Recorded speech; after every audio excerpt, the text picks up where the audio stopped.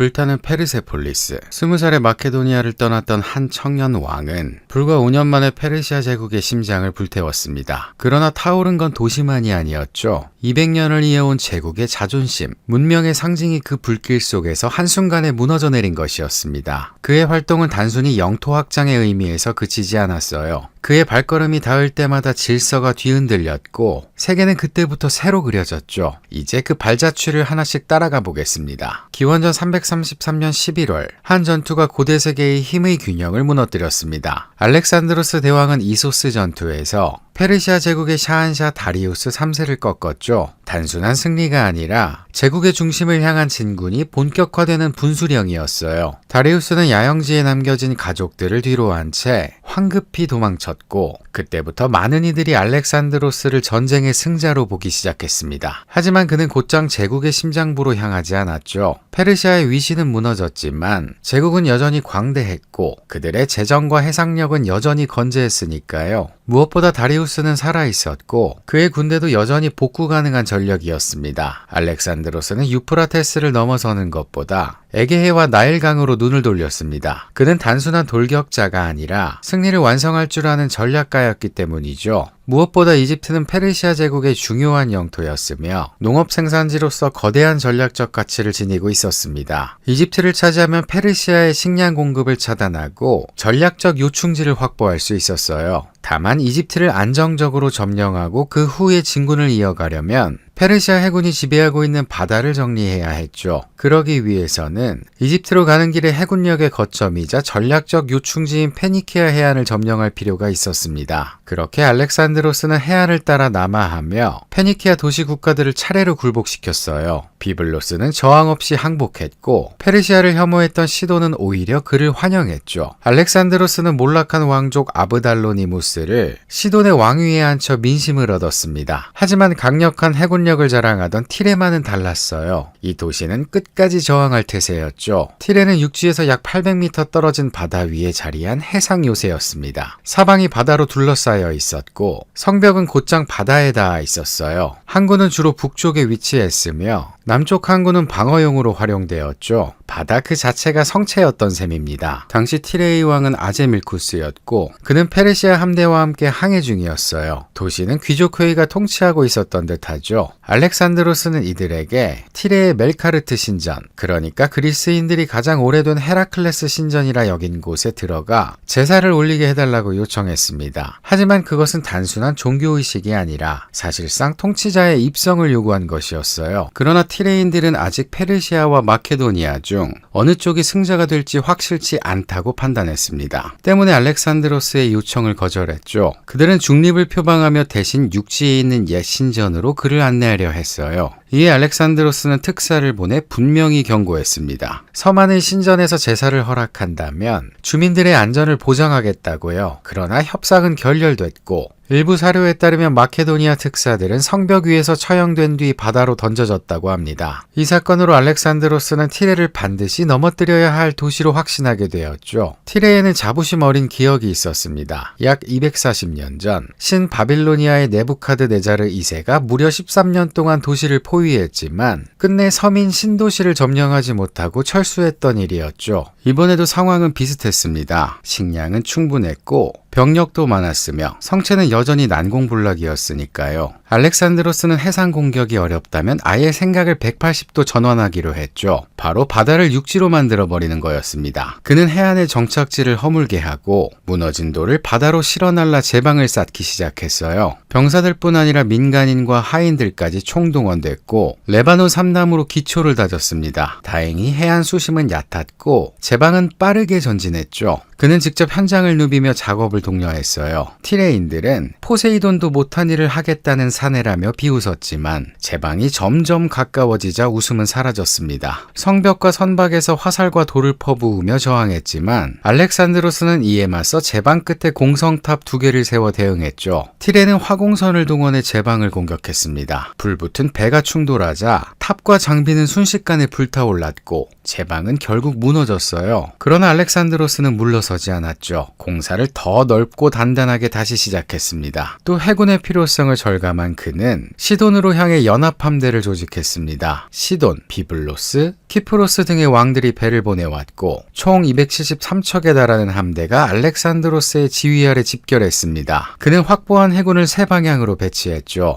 북쪽 항구는 키프로스 함대가, 남쪽 항구는 페니키아 함대가 봉쇄했고 중앙해역에는 공성탑과 투석기를 실은 충각선들이 성벽을 압박했습니다. 성벽과 평행하게 정렬한 배들이 끊임없이 투석을 가했죠. 이제 티레는 바다에서도 육지에서도 숨 돌릴 틈이 없었어요. 전투는 어느새 창의력 싸움으로 번졌습니다. 티레는 잠수부들을 보내 닷줄을 끊고 두꺼운 목재와 금속으로 보강한 전함으로 충각선을 공격했죠. 성벽 앞 바다에는 돌무더기를 깔아 마케도니아 선박의 진로를 막았어요. 이에 맞서 마케도니아군은 닷줄을 쇠사슬로 바꾸고 돌무더기에는 사슬을 걸어 도르래 장치로 끌어내 깊은 바다로 옮겼습니다. 결국 선박들은 성벽 가까이 접근할 수 있었고 티레의 성벽은 다시 사방에서 공격을 받게 되었죠. 결정타는 남쪽 성벽에서 나왔어요. 제방 연결부와 북쪽 성벽은 방어가 워낙 견고해서 큰 성과를 거두지 못했지만 알렉산드로스는 결국 남쪽 성벽의 취약 지점을 면밀히 탐색해냈고 그곳을 집중적으로 공격해 마침내 틈을 만들어낸 것입니다. 이에 히파스피스타이를 이끌던 아데메토스가 먼저 돌입을 시도했는데요. 그는 성벽을 오르던 중 그만 전사하고 말았죠. 하지만 그 돌입은 전선을 여는데 결정적인 역할을 했습니다. 알렉산드로스는 그 뒤를 따라 직접 병사들을 이끌며 도시로 진입했고 거의 동시에 키프로스 함대와 페니키아 함대도 각각 남항과 북항을 통해 티레 입구로 진입했어요. 성벽이 뚫리자 마케도니아 병사들이 도시로 쏟아져 들어갔고 전투는 곧 학살로 이어졌습니다. 알렉산드로스는 특사의 죽음과 불타버린 제방 그리고 7개월에 걸친 고통을 되새겼고 병사들의 분노는 티레를 집어삼켰죠. 아리아노스에 따르면 8,000명이 사망했고 디오도로스는 2,000명이 십자가에 매달렸다고 전하고 있어요. 약 3만 명의 주민이 노예로 팔려갔고 오직 멜카르트 신전에 피신한 자들만이 목숨을 건졌습니다. 알렉산드로스는 신전에 들어가 제사를 올렸으며 병사들은 군장을 갖춘 채 거리에서 승리를 기념하며 행진했어요. 그렇게 티레는 무너졌고 제방은 조류에 의해 흙이 쌓이며 영구적인 지역이 되었습니다.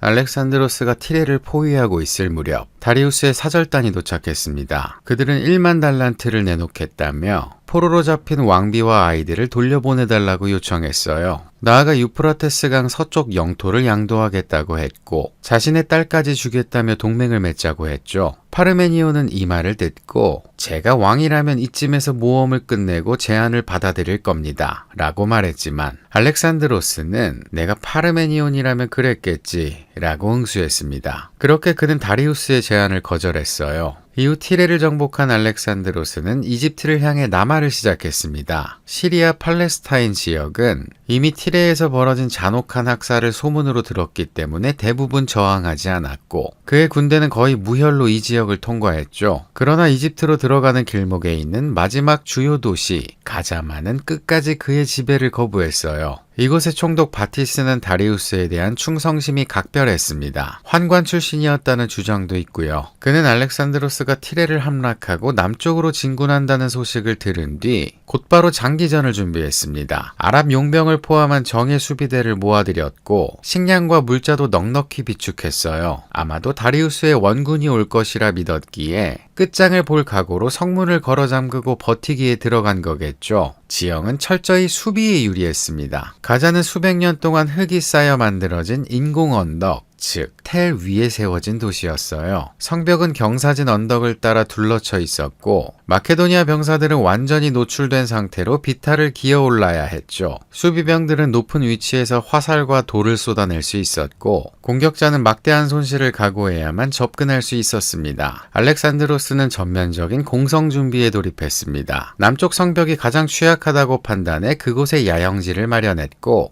헤파이스티온에게 명령해 티레에서 사용했던 공성 장비들을 수송해 오게 했어요. 동시에 그는 병사와 민간인, 하인까지 총동원해 언덕 주위를 메우고 공성탑과 파쇄기를 끌어올릴 수 있는 경사로를 건설했죠. 물은 지형을 활용해 성벽 아래에 갱도도 팠습니다. 그러던 중 페르시아 측에 기습이 있었고 알렉산드로스는 화살에 어깨를 관통당하는 중상을 입었어요. 기록에 따라 차이는 있지만 그가 부상을 입고 목숨이 위태로웠던 것만은 분명하죠. 치료를 마친 뒤에야 그는 다시 전장에 나설 수 있었습니다. 한편 그 사이 헤파이스티온이 공성을 위한 중장비를 이끌고 도착하면서 본격적인 공성전이 몇 주에 걸쳐 이어졌죠. 파쇄기로 성벽에 균열을 냈고 완성된 갱도 안에는 가연성 물질을 채워 불을 질렀어요. 내부 천장이 무너지며 성벽 일부도 함께 붕괴됐습니다. 하지만 그 직후의 돌입은 실패했고 총 3차례 공격이 저절된 끝에 4번째 돌입에서야 비로소 성 안으로 진입할 수 있었죠. 마케도니아 병사들이 밀려 들어가자 가자는 결국 함락되어 티레와 같은 결말을 맞고 말았어요. 총독 바티스는 마지막까지 싸웠고 도시가 함락된 뒤 포로로 붙잡혔습니다. 그는 알렉산드로스 앞에서도 끝내 무릎 꿇지 않았고 자비를 구하지도 않았죠. 크루티우스 루푸스에 따르면 그는 알렉산드로스를 노려보며 끝까지 침묵을 지켰다고 해요. 이에 분노한 알렉산드로스는 아킬레우스가 헥토르에게 그랬듯 바티스의 발을 전차에 묶어 끌게 했고 결국 그는 죽음에 이르게 되었습니다. 가자를 함락한 뒤 알렉산드로스는 인근 부족민들을 도시로 이주시켰고 곧장 이집트를 향해 진군했습니다. 불과 일주일 만에 그는 이집트의 동북 관문이자 오랜 국경 요새였던 펠루시움에 도착했죠. 그런데 그곳에서 그를 맞이한 것은 무장한 병력이 아니라 환호하는 군중과 무조건 항복을 선언한 총독 마자케스였습니다. 이미 이집트인들은 페르시아의 지배에 지쳐 있었고 새로운 정복자에게 손 한 번 흔드는 편이 차라리 이득이라고 판단했을 겁니다. 그렇게 알렉산드로스는 단 한 번의 전투 없이 이집트를 정복했죠. 그는 펠루시움에서 나일강을 따라 남하했고 헬리오폴리스를 지나 멤피스에 도착했습니다. 그곳에서 알렉산드로스는 상이집트와 하이집트의 왕 라의 아들이자 아문의 총애를 받는 존재로 파라오로 추대되었죠. 하지만 실제로 이집트식 대관식을 거행했는지는 불확실합니다. 제사에 직접 참여했다는 기록도 남아있지 않고요. 오히려 멤피스에서 열린 축제는 철저히 그리스식이었습니다. 그는 파라오의 칭호를 받았지만 잔치는 아테네식으로 열었죠. 이집트의 전통을 존중하는 태도를 취했지만 끝까지 그리스의 정체성은 놓지 않았던 거예요. 그는 이어서 지중해 연안에 새로운 도시를 건설하기로 결심합니다. 그리스식 도시, 그리스식 설계, 그리스식 신전, 그리스식 이름. 이쯤 되면 이집트 땅에 그려진 하나의 거대한 그리스 방주라고 해도 과언이 아니었죠. 도시의 위치는 나일강 하구와 가까우면서도 천연 항구를 품은 전략적 요충지였어요. 알렉산드로스는 도시의 방향과 배치를 직접 결정했고 전체 설계는 건축가 디노크라테스가 맡았습니다. 신전조차 도리아식 기둥으로 세워졌고 거리의 질서와 광장의 구성까지 철저히 그리스식이었죠. 그렇게 이집트 땅에 이집트답지 않은 도시 하나가 모습을 드러냅니다. 도시의 이름은 그의 이름을 딴 알렉산드리아. 그가 세운 수많은 알렉산드리아 중 지금까지 이름과 위상을 모두 유지하며 살아남은 도시는 바로 이곳 이집트의 알렉산드리아밖에 없죠. 한편 그 무렵 알렉산드로스는 돌연 리비아 사막 너머로 향하겠다고 결정합니다. 목적지는 시와 오아시스, 그리고 그곳에 자리한 아문 신전이었어요. 당시 이집트에서 강력한 정치적 권위를 지닌 신 아문, 그리스인들은 그를 암몬이라 불렀고 제우스와 동일시했죠. 이 신전은 과거 페르세우스와 헤라클레스가 신탁을 받았다는 전설이 전해지는 곳이기도 했고요. 알렉산드로스는 그들과 어깨를 나란히 하고 싶었고 자신 역시 신의 선택을 받은 영웅임을 입증하고 싶었습니다. 그가 그렇게까지 신의 인정을 갈망했던 데에는 어머니 올림피아스의 영향도 있었을 겁니다. 디오니소스 밀교에 심취해 있던 그녀는 어린 알렉산드로스에게 너는 제우스의 아들이다 라는 말을 반복해 주입했고 그 신화적 정체성은 그의 마음속에 뿌리 깊게 자리 잡고 있었을 거예요. 그렇기에 알렉산드로스는 오직 신의 입으로 자신의 정체성을 확인받고 싶다는 생각에 정확한 길도 없는 사막을 건넜습니다. 전해지는 이야기로는 뱀이나 새가 길을 인도했다는 전설도 있죠. 진실이야 어찌되었든 적어도 그 여정이 단순한 관광은 아니었다는 건 분명해요. 오아시스에 도착한 그는 사제들과 마주했고 그중 가장 늙은 사제가 알렉산드로스를 바라보며 이렇게 말했다고 전해집니다. 오, 신의 아들이여. 그 순간 알렉산드로스는 자신이 더 이상 필멸자의 자손이 아니라 제우스의 아들이라는 선언을 들었다고 여겼어요. 곧바로 자신을 제우스 암몬의 아들이라 말하진 않았지만 그렇게 불리는 걸 부정하지도 않았죠. 아니, 오히려 조용히 받아들이며 그 호칭이 자연스럽게 퍼져나가도록 분위기를 조성하기 시작했습니다. 그러나 정작 그가 신전 안에서 무엇을 물었고 무슨 답을 들었는지는 전해지지 않습니다. 다만 그가 신탁을 받고 나와 남긴 말은 단 하나. 나는 내가 원하는 답을 들었다. 였죠. 그렇게 이집트에서의 체류는 약 넉 달가량 이어졌습니다. 전투 없는 겨울이었지만 그는 결코 손 놓고 쉬지 않았죠. 정복지를 정비했고 사절단을 접견했으며 병참과 행정 시스템을 재조정했어요. 그리고 마침내 기원전 331년 4월 초 알렉산드로스는 멤피스를 떠나 이집트를 빠져나왔습니다. 침공 당시와 같은 경로로 북상했고 다시 티레에 도착해 병력을 재정비했죠. 이제 본격적으로 다리우스를 잡으러 갈 시간이 다가오고 있었습니다.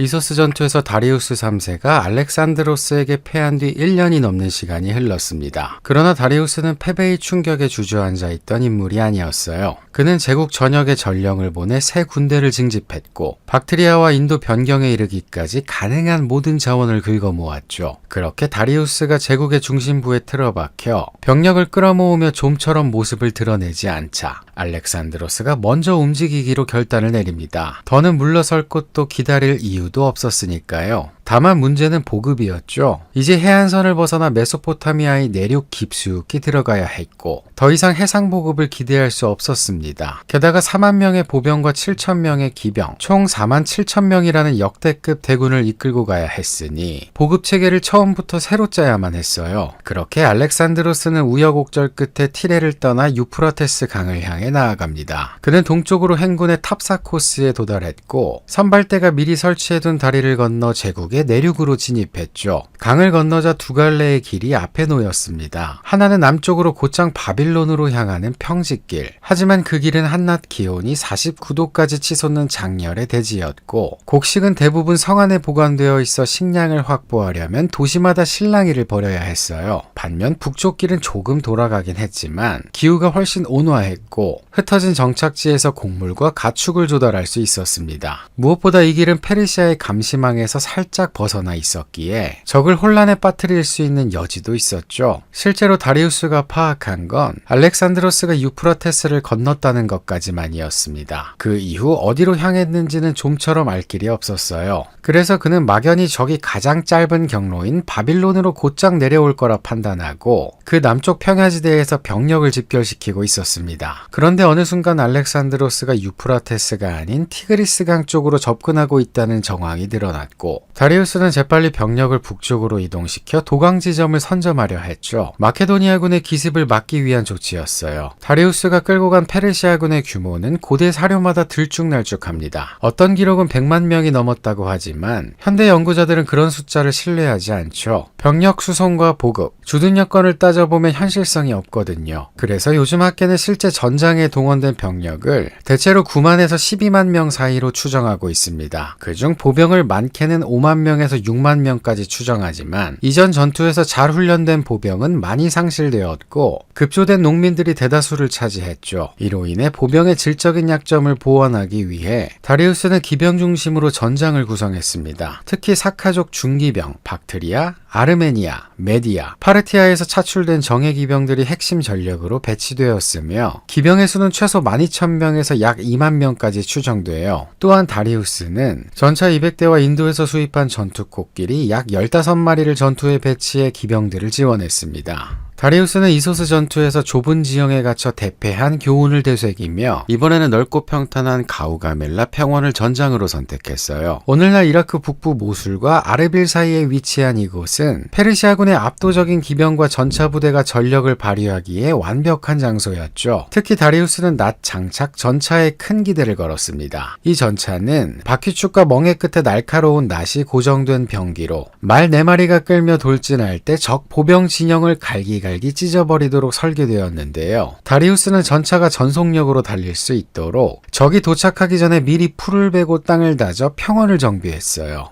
알렉산드로스는 가우가멜라 평원에 도착한 후 다리우스가 미리 준비해둔 전장으로 주저없이 들어섰습니다. 그는 병사들에게 며칠간 휴식을 주고 지휘관들과 함께 전장의 지형과 조건을 꼼꼼히 살폈어요. 이소스 전투 때처럼 다리우스가 기습적으로 후방을 노려 보급로를 위협하는 상황은 아니었기에 충분한 여유를 가지고 작전을 준비할 수 있었죠. 알렉산드로스는 다리우스가 넓은 평원에 진을 친 의도를 간파하고 대군을 보유한 군주가 쓸 수 있는 전형적인 압도적인 전략임을 간파했습니다. 전투 전날 밤 파르메니온은 야간 기습을 제안했지만 알렉산드로스는 도둑처럼 비열하게 승리를 훔치진 않겠다며 이를 거절했어요. 그는 이 전투가 자신의 명운을 건 결정적 승부임을 알았고 다리우스에게 더 이상의 핑곗거리를 줄 수 없기에 떳떳하게 대낮에 정면 승부로 승리를 거두겠다는 의지를 보인 거였죠. 페르시아군은 밤새 무장한 채 경계하며 불안에 떨었지만 알렉산드로스의 군대는 충분한 휴식과 식사를 취하며 전투를 준비했어요. 이윽고 다음날 아침 알렉산드로스는 흰색 제의에 황금관을 쓰고 전장에 나섰고 그의 머리 위로 독수리가 날아오르는 것을 보았습니다. 병사들은 이를 제우스의 길조로 받아들였고 알렉산드로스는 패배를 모르는 자신감으로 결전을 향해 나아갔죠. 전장에 나서 보니 다리우스는 가우가멜라 평원 중앙에 자리 잡고 불사부대와 정예보병, 그리스 용병, 그리고 기병의 호위를 받으며 배치되어 있었습니다. 중앙 전면에는 페르시아 정예보병, 그리스 용병, 궁수, 일부 기병이 포진했고 좌익은 박트리아의 사트라프 베소스가 이끄는 동방기병이, 우익은 전직 킬리키아 총독 마자에우스가 지휘하는 서방기병이 맡았죠. 그리고 전차를 선두에 배치했어요. 다리우스는 자신의 주무기인 기병이 정면에서 밀집 보병 대형을 상대하기 어려운 점을 감안해 전차를 이용해 먼저 보병 대형을 무너뜨리려 했죠. 일단 대형이 무너지면 보병은 기병의 손쉬운 표적이 될 테니까요. 대규모 병력으로 상대적으로 소수인 마케도니아군을 포위하고 압도하는 것이 전체 전략의 핵심이었습니다. 한편 알렉산드로스는 페르시아군의 압도적인 수적 우위, 기병과 전차의 위협을 미리 간파하고 이에 맞서 유연하고 입체적인 전열을 구축했죠. 우익에는 자신이 직접 지휘하는 주력 정예기병 헤타이로이를 비롯해 경장기병 프로드로모이와 파이오니아 기병을 배치했고 그 곁에 아그리아니아 투창병과 마케도니아 궁수 등 경보병을 더해 화력을 보강했어요. 중앙은 사리사를 든 팔랑크스와 정예보병 히파스피스타이가 전열의 핵심을 이뤘고 좌익은 파르메니온이 이끄는 테살리아, 그리스 동맹, 트라키아 기병대가 맡아 페르시아 좌익의 기병 공세를 방어하도록 배치했습니다. 이번 가우가멜라 전투에서 알렉산드로스 진영의 핵심은 세 가지였죠. 첫째, 전열 전체를 오른쪽으로 비스듬히 기울여 배치한 뒤 진영 전체를 서서히 우측으로 이동시켜 전선을 엿가락처럼 늘리는 전략이었어요. 결정적인 순간이 오면 알렉산드로스가 직접 늘어진 사이를 뚫고 다리우스를 향해 돌파할 계획이었죠. 둘째, 양익을 후퇴시키듯 뒤로 살짝 꺾어 배치함으로써 적의 측면 공격에 대한 완충과 포위 방어력을 높였습니다. 이른바 후퇴 배치로 적의 기병이 측면으로 돌아 들어오더라도 즉각 반응할 수 있도록 한 구조였어요. 셋째, 중앙의 팔랑크스를 앞뒤 이중 배열로 구성해 방어력을 극대화했죠. 1선은 마케도니아 팔랑크스, 2선에는 그리스 동맹군과 용병 호플리테스를 배치해 개활지에서의 측면 후방 돌파에 대비했습니다.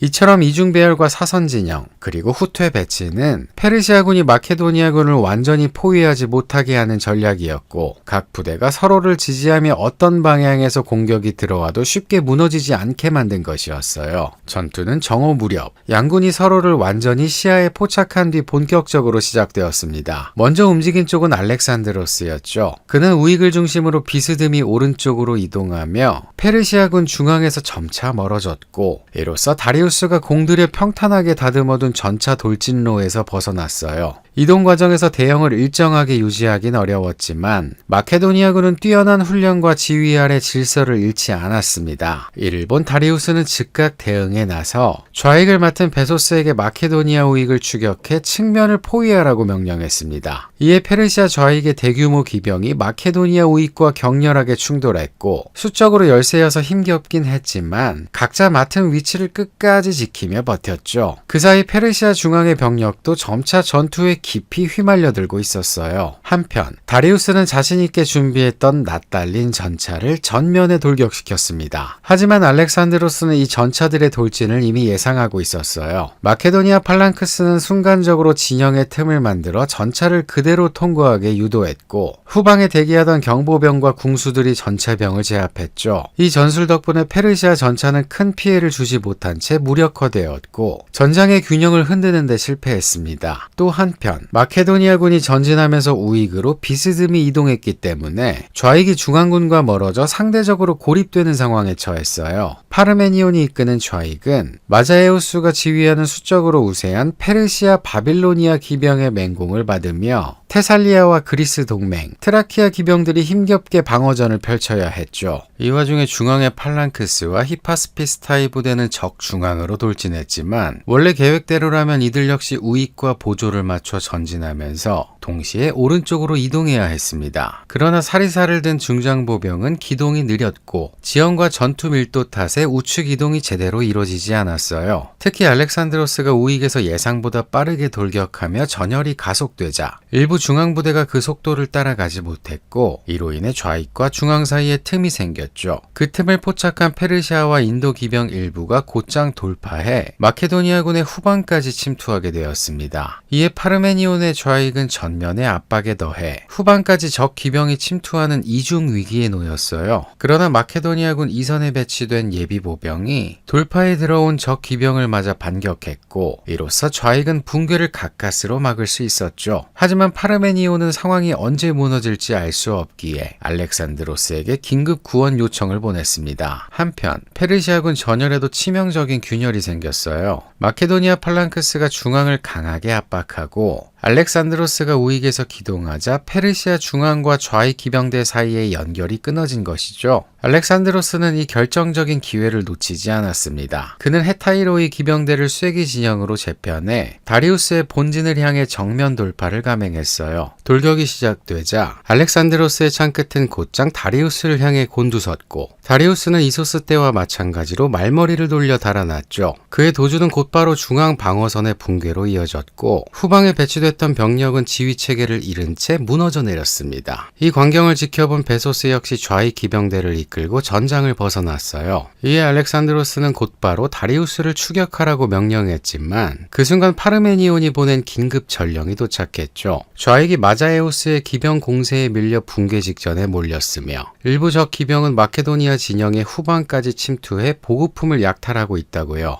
이에 알렉산드로스는 추격을 멈추고 좌익 지원을 하게 됩니다. 다리우스를 생포할 절호의 기회를 포기하는 결정이었지만 군 전체의 통제력을 잃는다면 승리 자체가 무의미해질 수 있다는 전략적 판단이었죠. 그렇게 알렉산드로스가 직접 지원군을 이끌고 도착하자 전세는 단숨에 역전되었고 마자에우스는 그제야 중앙이 무너지고 다리우스가 도주했다는 사실을 알아차리게 됩니다. 지휘체계가 완전히 붕괴된 페르시아 우익은 더 이상 전투를 지속할 명분을 잃었고 마자에우스는 퇴각 명령을 내렸어요. 페르시아 기병대는 무질서하게 흩어지며 전장을 이탈했고 마자에우스 본인도 바빌론 방면으로 도주했죠. 전투는 결국 마케도니아군의 압도적인 승리로 막을 내리게 됩니다. 현대 연구자들은 페르시아군의 전사자를 약 2만에서 4만 명, 부상자와 포로, 패주한 병력까지 포함해 전체 사상자를 최대 9만 명 안팎으로 추정하고 있어요. 반면 마케도니아군의 피해는 상대적으로 적었죠. 현대학자들은 전사자와 부상자를 합쳐 1000에서 1500명 정도로 보고 있습니다. 결국 가우가멜라 전투는 페르시아 제국의 몰락을 결정지은 전투이자 알렉산드로스가 수적 열세를 기동력과 통찰력으로 극복해낸 대표적인 승리의 역사로 남게 되었어요. 가우가멜라 전투에서 패배한 다리우스는 곧장 메디아의 액밭 하나로 몸을 피했습니다. 주력군은 이미 뿔뿔이 흩어졌지만 여전히 손에 쥔 패 한 장은 남아있었죠. 그는 남은 기병과 용병을 이끌고 동부지방의 총독들에게 긴급히 지원을 요청하며 마지막 승부수를 던졌습니다. 무엇보다 알렉산드로스가 승리의 기세를 타고 곧장 바빌론으로 진군할 거라고 본 이상 메디아 쪽으로 빠지는 게 그나마 살아남을 수 있는 길이었으니까요. 실제로 알렉산드로스는 바빌론으로 향했습니다. 도착을 앞두고 혹시 모를 저항에 대비해 병사들에게 전투 대응을 갖추라고 명령했죠. 그런데 이를 본 바빌론의 사제들과 고위 관료들은 사절단을 꾸려나와 온갖 선물을 바치며 성문을 열고 도시를 평화롭게 넘기겠다는 뜻을 밝혔습니다. 바빌론은 메소포타미아의 정신과 전통이 응축된 도시였어요. 오랜 영광이 깃든 그곳에 입성한 알렉산드로스는 그 어떤 그리스 도시보다도 거대한 규모와 장엄함에 감탄했죠. 그는 바빌로니아인들이 신성하게 여긴 마르두쿠의 신의 지구라트, 에테메난키를 복원하라고 명령했고 신전 제의에 전쟁에도 몸소 참여했습니다. 이후 알렉산드로스는 가우가멜라 전투에서 페르시아군 우익을 지휘했던 마자에우스를 바빌론의 사트라프로 임명했습니다. 패장에게 총독 자리를 안긴 셈이었죠. 그는 알렉산드로스가 점령한 지역에서 고위직을 맡은 대표적인 페르시아인이었고, 이 인사는 이후 다른 페르시아 귀족들까지 줄줄이 중용되는 선례가 되었어요. 이건 단순한 인사 조치가 아니었습니다. 알렉산드로스는 이 전쟁이 다리우스와 그 체제를 겨냥한 것이지 페르시아 백성을 상대로 한 게 아니라는 메시지를 분명히 낸 것이죠. 실제로 그는 자신에게 충성을 맹세한 페르시아 관료와 병사들에게 아낌없이 자리를 내주며 그들을 행정과 통치에 끌어들였어요. 알렉산드로스의 다음 목적지는 수사였습니다. 바빌론에서 수사까지는 대략 20일 거리였고, 이번에도 그가 도착하기 전에 모든 준비는 다 끝나 있었죠. 수사의 사트라프 아블리테스가 미리 항복을 선언했고, 덕분에 자리를 그대로 지킬 수 있었습니다. 수사 주민들 역시 새 주인을 환영하는 데 인색하지 않았고, 도시는 한 방울의 피도 흘리지 않고 평화롭게 넘어갔어요. 바빌론이 전통과 문화의 상징이었다면 수사는 페르시아 제국의 실무가 돌아가는 행정 중심지였습니다. 제국의 서류 더미와 금고 열쇠가 모여있는 곳이었죠. 알렉산드로스는 이곳에서 무려 5만 탈렌트에 달하는 은과 다리우스가 남겨놓은 귀중품들을 손에 넣었습니다. 전쟁이 끝나기도 전에 재무부부터 접수한 셈이에요. 한 해가 저물고 겨울이 닥치자 알렉산드로스는 수사를 떠나 남동쪽 640km 너머에 있는 아케메네스 왕조의 심장부 페르세폴리스로 향했습니다. 하지만 그 길목에는 자그로스 산맥이 버티고 있었고, 욱시의 협곡에선 산악 부족의 저항을 꺾어야 했습니다. 그리고 마지막 관문, 페르시아 관문에는 사트라프 아리오 바르자네스가 방어선을 구축하고 있었죠. 고대 사료들은 그가 수만의 병력을 이끌었다고 전하지만 현대 학자들의 추정치는 훨씬 낮습니다. 실제로는 700에서 2000명 남짓에 불과했을 것으로 보이죠. 하지만 숫자는 적었어도 그들이 버티고 있던 험준한 지형은 곧 그들만의 강력한 성체가 되어주었습니다. 알렉산드로스 군은 이 협곡에서 집중적인 활과 투석 공격을 받아 심각한 피해를 입었고, 결국 전사자의 시신조차 수습하지 못한 채 일시적으로 후퇴해야 했어요. 그의 페르시아 원정에서 손꼽히는 위기 중 하나였습니다. 하지만 알렉산드로스는 거기서 물러서지 않았죠. 그는 현지인에게서 산길 우회로에 대한 정보를 얻은 뒤 직접 정예병을 이끌고 밤중에 산길을 넘어 페르시아군의 후방을 기습했어요. 동시에 부하 크라테로스는 본대 일부를 이끌고 정면에서 공격을 감행했고, 양측에서 협공이 이루어지면서 아리오 바르자네스의 방어선은 결국 무너졌습니다. 그렇게 알렉산드로스와 페르세폴리스 사이에 남아있던 마지막 장애물이 사라지게 됐죠. 특히 도시를 관리하던 페르시아 귀족 티리다테스는 패잔병과 함께 돌아온 아리오 바르자네스의 입성을 거부했고, 오히려 알렉산드로스와 비밀리에 접촉해 항복 의사를 밝혔습니다. 그는 도시의 혼란을 막기 위해 알렉산드로스가 신속히 입성해 줄 것을 요청했죠. 그렇게 알렉산드로스는 성문 앞에서 저항하던 잔여 병력을 제압하고 페르세폴리스에 입성했어요. 페르세폴리스는 아케메네스 왕조의 권위와 위엄을 상징하는 의례적 수도였습니다. 제국의 전성기를 이끈 다리우스 1세가 이곳에 대규모 궁전과 의전 공간 건설을 시작했고, 그의 아들 크세르크세스 1세는 아파다나와 백주전 등 핵심 건축물을 완공하며 궁정 단지를 더욱 확장했죠. 페르세폴리스는 실질적인 정치 중심지라기보다는 제국의 질서와 위계를 과시하는 제2의 공간이자 신년 축제인 노루즈 같은 왕실 의식이 집약된 상징적 장소로 기능했어요. 처음부터 알렉산드로스는 페르시아의 4대 수도 중 페르세폴리스만은 사용할 생각이 없었던 것 같습니다. 그는 이 도시의 보고를 비워 재물을 수사로 옮기게 했고, 얼마 지나지 않아 다시 엑바타나로 운송하도록 지시했죠. 그 규모는 상상을 초월했습니다. 약 2,500에서 3,000톤에 달하는 금화와 은화, 금괴와 은괴를 옮기는 일만으로도 제국 하나를 이사시키는 일이나 다름없었는데, 플루타르코스는 여기에 무려 10,000쌍의 노새와 5,000마리의 낙타가 동원되었다고 전하고 있죠. 한편 아리아노스는 알렉산드로스와 파르메니온 사이에 페르세폴리스 궁전 처분을 두고 한바탕 언쟁이 일었다고 전하고 있어요. 파르메니온은 이제 당신의 재산이 된 궁전을 왜 스스로 불태우려 하느냐며 말렸다고 합니다. 이런 짓을 하면 아시아인들이 당신을 새 왕으로 받아들이기는커녕 커녕 그냥 약탈자 하나 더 왔다고 생각할 거라고요. 하지만 알렉산드로스는 아테네를 불태운 페르시아에 대한 복수를 내세우며 불을 지르기로 결정을 했죠. 아리아노스는 이번만큼은 파르메니온의 말이 옳았다며 알렉산드로스의 행위를 비판적으로 평가했습니다. 또 한편 플루타르코스, 디오도로스, 퀸투스 크루티우스 루푸스는 조금 다른 이야기를 전하고 있어요. 페르세폴리스에서 열린 승전 연회 자리에서 아테네 출신의 헤타이라, 그러니까 고급 창부인 타이스가 술기운을 빌려 한마디 던졌다는 거죠. 이 궁전을 불태우는 게 진짜 복수 아닌가요? 라고요. 알렉산드로스는 그 말에 고개를 끄덕였고 술잔은 곧 횃불로 바뀌었습니다. 타이스가 먼저 불을 던졌고 정복자와 그 친구들도 뒤를 따랐어요. 그렇게 왕조의 상징은 축제의 불꽃 속으로 사라지게 되죠. 이렇게 사료마다 방화의 동기는 다르게 그려지지만 복수의 상징성과 술자리에서의 충동, 그리고 정치적 계산이 얽혀 있었던 것만큼은 분명해 보여요. 알렉산드로스의 페르세폴리스 점령은 다리우스의 무력함을 결정적으로 드러냈고 도시의 파괴는 제국의 심장이 무너졌다는 사실을 세상에 각인시켰습니다. 마케도니아인들은 그 불길을 통해 더 이상의 저항은 무의미하다는 메시지를 던졌고 그리스인들에겐 이 장면이 페르시아 침공에 대한 복수의 절정이자 코린토스의 동맹이 이룬 공동 승리의 상징처럼 기억됐겠죠. 다만 오늘의 눈으로 바라보면 그 불길 속에서 함께 사라진 유물과 기록들이 아쉬울 따름이에요. 그에게는 제국을 향한 복수였겠지만 우리에게는 한 시대를 지운 일이 돼버렸으니까요.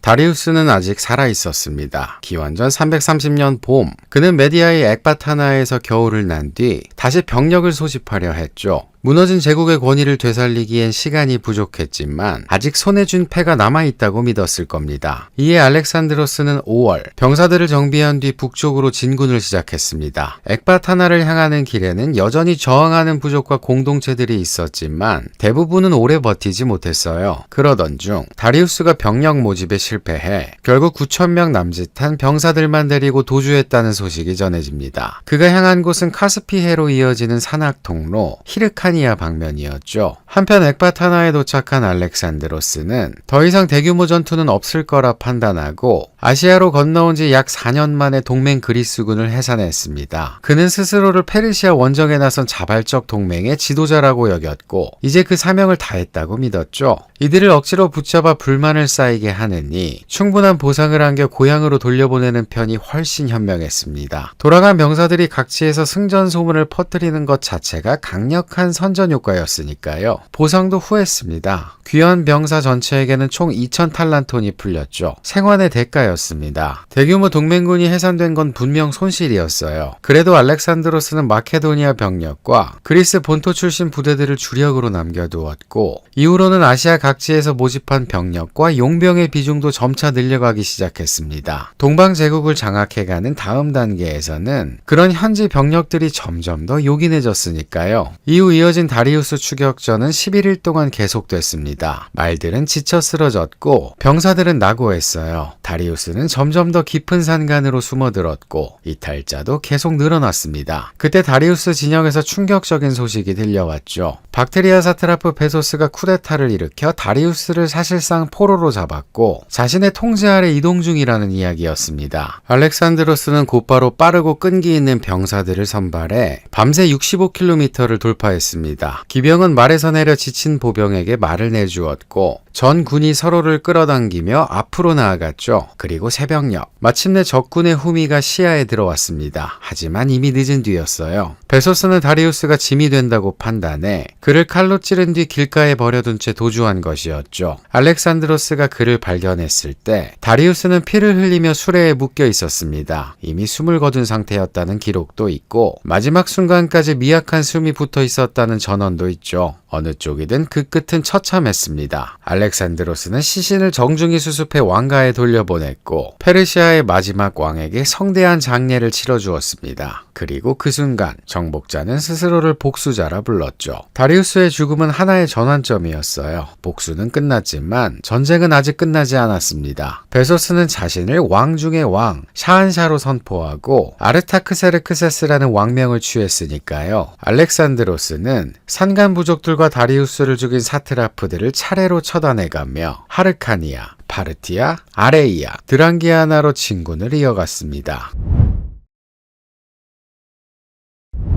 드랑기아나의 수도, 오늘날 아프가니스탄의 파라에서 마케도니아 고위 지휘부를 뒤흔드는 일이 벌어집니다. 필리포스 시대부터 군권을 나눠온 파르메니온 가문이 바로 이곳에서 몰락한 것이었죠. 시작은 작고도 사적인 일이었습니다. 마케도니아 병사 딥노스라는 자가 어린 연인 니코마코스에게 반역을 제안했고, 놀란 니코마코스는 형 케발리노스에게 그 말을 털어놓았죠. 케발리노스는 파르메니온의 아들 필로타스에게 이 사실을 2차례나 전달했지만 돌아온 건 침묵뿐이었습니다. 더 기다릴 수 없던 그는 결국 왕의 시동 중 한 명에게 직접 접근합니다. 그렇게 해서야 비로소 사건이 알렉산드로스의 귀에 들어갔고 왕은 경악했죠. 그때의 알렉산드로스는 이미 제국을 손에 넣은 정복자였습니다. 하지만 권력이 커질수록 반역의 그림자도 짙어지는 법이죠. 아버지 필리포스 역시 절정의 순간에 암살을 당하기도 했고요. 그런데 가장 가까운 이가 중대한 반역 정보를 묵살했다? 그건 더 이상 우정이라 부를 수 없었고, 알렉산드로스에게는 분명한 위협이자 배신으로 다가왔습니다. 필로타스는 곧 태만 혐의로 체포됩니다. 그는 어린 소년의 말을 대수롭지 않게 여겼다고 해명했지만 왕의 반응은 냉정했죠. 이집트 체류 당시에도 그는 왕의 승리를 자신과 아버지의 공으로 돌리며 입을 함부로 놀렸고요. 알렉산드로스의 신격화에 대해서도 비아냥거렸다는 말이 돌고 있었습니다. 그 말들이 사실인지 아닌지는 중요하지 않았습니다. 문제는 지금이었으니까요. 제국의 안위를 두고 그런 중대한 정보를 무시했다는 건 단순한 실수로 넘어갈 일이 아니었죠. 크라테로스, 헤파이스티온, 코이노스 등 알렉산드로스의 핵심 측근들 가운데 일부는 이번 사건에서 왕의 단호한 결정을 지지하거나 군법회의에서 필로타스의 책임을 강하게 추궁했습니다. 특히 코이노스는 고발에 직접 관여한 인물로 알려져 있죠. 어쨌든 왕은 단호했어요. 필로타스는 고문을 받았고 끝내 군법회의에서 반역 혐의를 자백한 뒤 약 6,000명의 병사들 앞에서 공개 처형을 당하게 됩니다. 반역에 대한 유죄 판결이 내려진 거죠. 물론 그 자백이 진심에서 나온 것이었는지 아니면 고문 끝에 짜맞춰진 것이었는지는 아무도 모릅니다. 곧이어 엑바타나에 주둔 중이던 그의 아버지 파르메니온도 조용히 제거됩니다. 별다른 소명 기회조차 주어지지 않았어요. 왕의 밀명을 받은 병사들이 단칼에 처리했죠. 마케도니아식 정치에서 아들이 반역 혐의로 처형됐는데 아버지를 그대로 두는 건 곧 위험을 방치하는 일이나 다름없었습니다. 파르메니온은 군권을 준 인물이었고 만약 알렉산드로스에게 무슨 일이 생긴다면 그 다음 권력을 이어받을 수 있는 자였죠. 누군가는 그것까지 계산하고 있었을 겁니다. 그리하여 필리포스와 그 아들 모두의 성공에 지대한 공을 세운 한 인물이 허망하게 생을 마감하게 되었어요.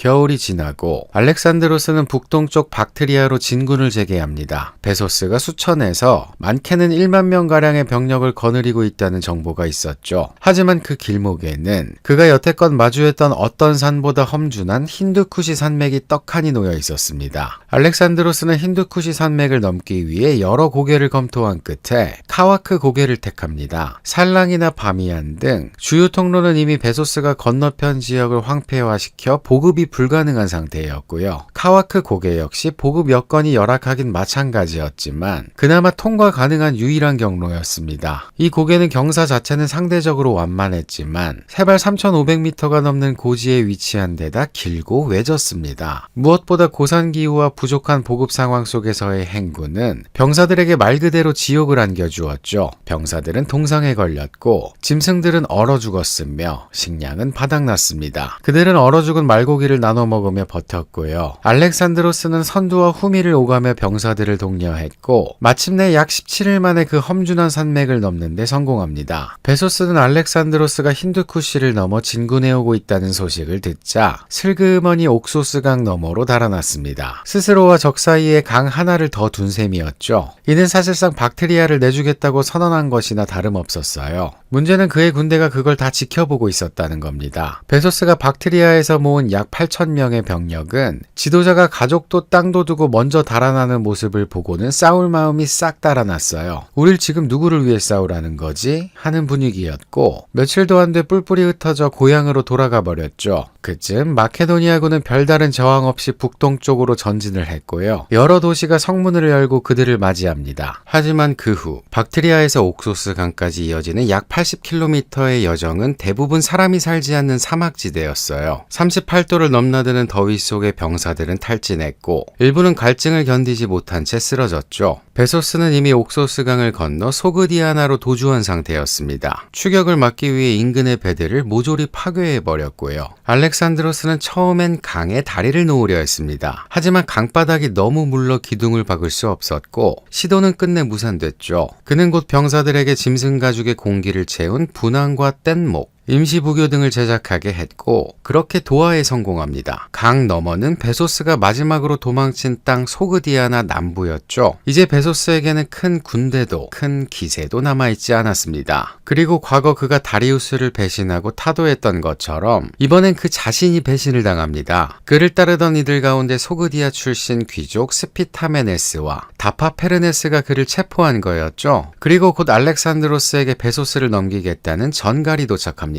알렉산드로스는 프톨레마이오스를 보내 베소스를 인도받게 했고 그렇게 스스로를 왕이라고 부르던 자는 이제 체포된 죄수의 모습으로 끌려오게 됩니다. 베소스는 나체로 결박된 채 알렉산드로스 앞에 끌려왔어요. 다리우스를 배신하고 스스로를 왕이라 칭했던 죄로 페르시아 전통의 형벌을 받게 되죠. 먼저 그의 코와 귀가 잘려나갔고 공개적인 채찍질이 이어졌습니다. 알렉산드로스는 자신을 다리우스의 복수자이자 그 정통을 계승한 자로 연출했어요. 왕을 죽게 만든 자에게 응분의 벌을 내림으로써 페르시아 귀족과 왕족들 앞에서 새로운 지배자로서의 자리를 굳히려 한 것이었죠. 이후 베소스는 엑바타나에서 처형당합니다. 그쯤 마케도니아와 그리스 병사들은 모두 지쳐 있었습니다. 고향은 아득했고 싸워야 할 적도 더는 남아있지 않아 보였죠. 다리우스는 죽었고 왕위를 노리던 자도 사라졌습니다. 이쯤이면 끝났다고 느끼는 것도 무리는 아니었을 거예요. 하지만 알렉산드로스는 달랐습니다. 그는 아직 가야 할 길이 남아있다고 생각했죠. 대체 알렉산드로스는 어디까지 신의 길을 걸으려 했던 걸까요? 다음 시간 그 마지막 여정의 길동무가 되어주시길 바랍니다. 영상이 흥미로우셨다면 좋아요와 구독 버튼을 눌러주세요. 시청해주셔서 감사합니다.